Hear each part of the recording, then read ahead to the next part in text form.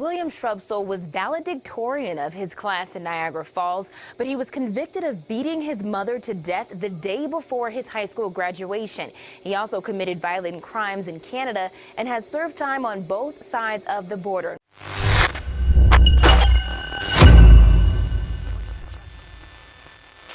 In today's true crime episode, we delve into the notorious Thor Green case unfolding in Halifax, Nova Scotia in 1998.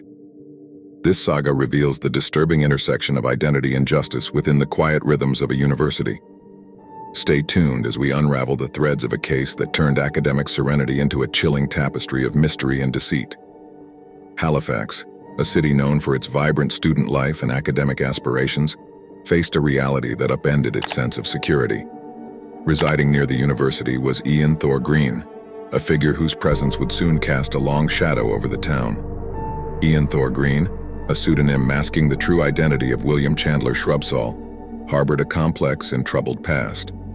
Shrubsall's story began in Niagara Falls, New York, his life marked by tragedy and turmoil from an early age.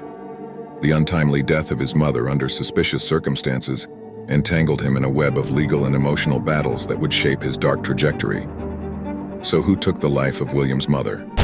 Well, it was William. At the age of 17, he was convicted of manslaughter for fatally beating his mother with a baseball bat, an act he claimed was self-defense against her alleged abuse.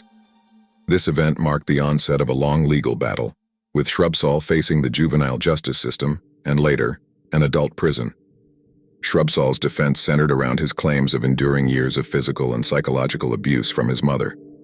This narrative, true or fabricated, painted a picture of a deeply troubled youth.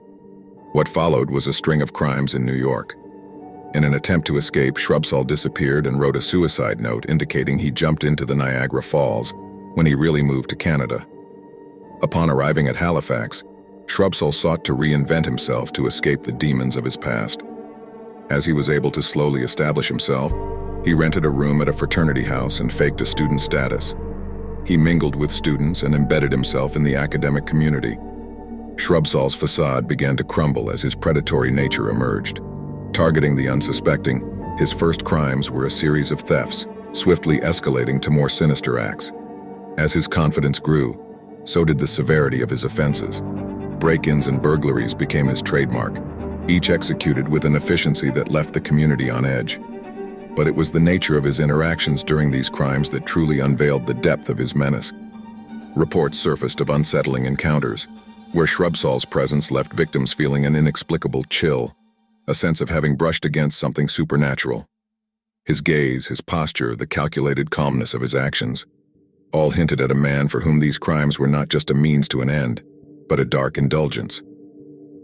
As Halifax grappled with this rising tide of criminality, few could imagine that these early offenses were just the prelude. Then a series of brutal assaults emerged, as Shrubsall targeted young women with a predatory precision.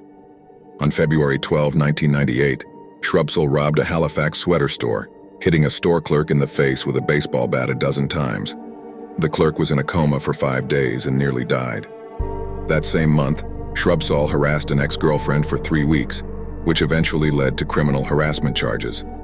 One chilling episode epitomized his reign of terror. A young woman walking home alone from a nightclub felt a presence behind her.